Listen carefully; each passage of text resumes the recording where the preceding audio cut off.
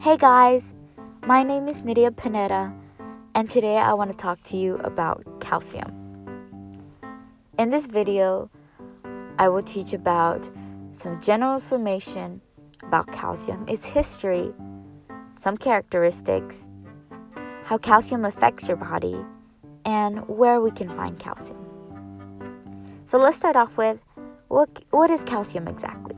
Well, calcium generally is the chemical element that is important for living things, like us, providing nutrients for our bodies. So that means your body and mine are filled with calcium. Some general information about calcium is that it has an atomic number of 20. Its symbol is a capital C and a lowercase a. It has 20 protons and it has 20 neutrons. Calcium also has an electron cloud, which, as you can see by this picture, the yellow circle represents the nucleus holding the protons and neutrons, while the layers above it, or the orbits, contain electrons. Calcium has been here for many, many years. It was first discovered by Sir Humphrey Davy in England in the year 1808. And a fun fact about the name calcium that it comes from the Latin word calx, meaning lime. And years ago, compounds such as lime were prepared by the Romans under the name calx.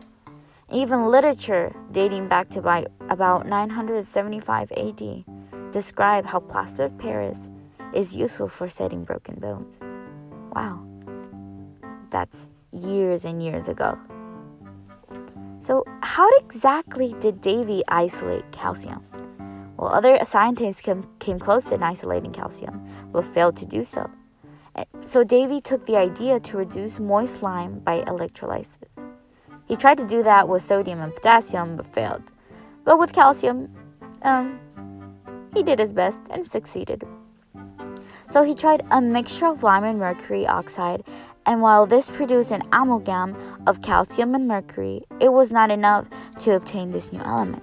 So Davy tried using more lime in the mixture, and he was successful.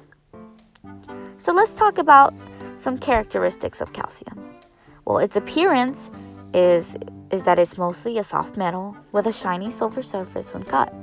But after it reacts with oxygen, it forms a coating of white and gray calcium oxide. Its physical state at room temperature is solid, and it's very common. You can find it in your bones and teeth and in the Earth's crust. So how do you make a pure sample? As we talked so before, through the electrolysis method on a mixture of calcium and mercury oxide. Calcium also has isotopes. Isotopes are variants of the same chemical element, but have different amounts of neutrons, changing the mass number. Calcium's isotopes are 6. It has 6 isotopes. 6 are stable and 19 are radioactive, but it's considered to have only 6.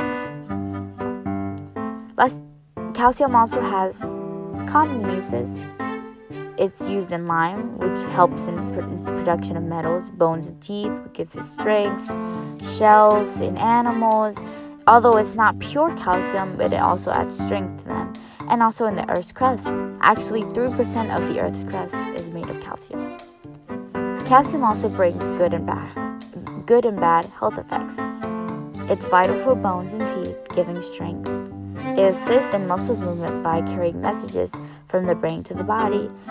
But it's also bad because calcium supplements make you gassy, ill. Some environmental effects is that it gives strength to the shells of marine life. After these animals die, their calcium-rich bodies are deposited as sediment, and it becomes limestone.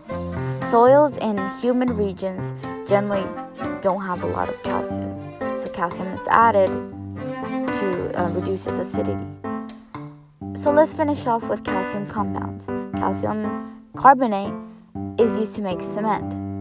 Calcium gluconate is used to make vitamin tablets. And also calcium phosphide is used in fireworks. So thanks for listening, and I encourage you to learn more about calcium. Thank you.